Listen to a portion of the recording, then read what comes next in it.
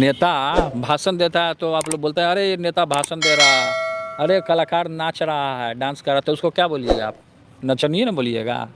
तेज प्रताप यादव का जहरीला हमला, पवन सिंह को कहा नचनिया, बोले जो हुआ बहुत अच्छा हुआ। बिहार की राजनीति एक बार फिर गर्मा गई है।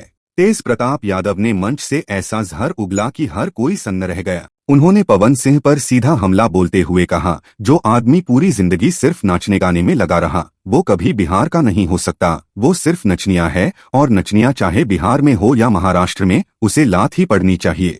तेज प्रताप यही नहीं रुके। उन्होंने कहा, पवन सिंह जैसे लोग बिहार की मिट्टी को बदनाम कर रहे हैं। ऐसे लोगों को जब थप्पड़ पड़ता है या जलील होना पड़ता है तो अच्छा होता है। ये लोग सिर्फ स्टेज पर ठुमके लगाने लायक हैं, समाज के लिए जहर हैं। इस बयान से भोजपुरी इंडस्ट्री में आग लग चुकी है।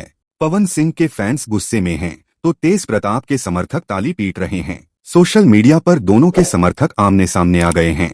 अब देखना यह है कि क्या पवन सिंह इस बयान पर जवाब देंगे या फिर एक और थप्पड़ की गूंज सुनी जाएगी।